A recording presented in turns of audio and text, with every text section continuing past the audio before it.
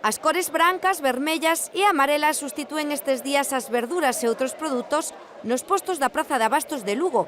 Desde onte o tradicional mercado de flores manda aquí, e a falta de 2 días para Todos os Santos, hai quen na mañá deste martes esgotou as existencias en centros como este a 25 euros. Ya non me quedan máis que estes. Lleva a espadana, que ya vale €1, porque así as vendo, e todo eso, e este, el pompón este es bastante caro, e o clavel, ya eso. Y luego las manos que lo hacen, que es mi hija y los hace muy bien. Os lucenses encheron os postos en busca das máis demandadas e hai quen ata precisou de carros para levalas. Levo moitas para a miña mãe, para a miña sogra, para o padrinho do meu marido, para moita xente.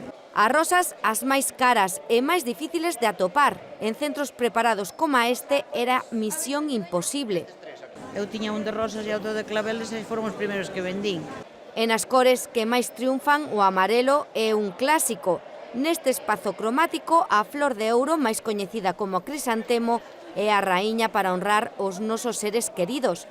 Pero ollo, porque o branco e o vermello fanlle sombra. Ahora vou coller claveles. Iso. E levar algo así de blanco, entre rojo e blanco, que é o máis bonito que hai, para min. Animado arranque, aínda que moitos esperan a véspera para comprar. A xente está agardando, eu creo que moito para mañá, por chover. A xente non quere que se lle molle a flor e... Todo para seguir a tradición. Para que non nos olvidemos nunca deles. E non nos olvidamos, ejecuta todo isto. E lembrar coa mellor cor os nosos defuntos como se merecen.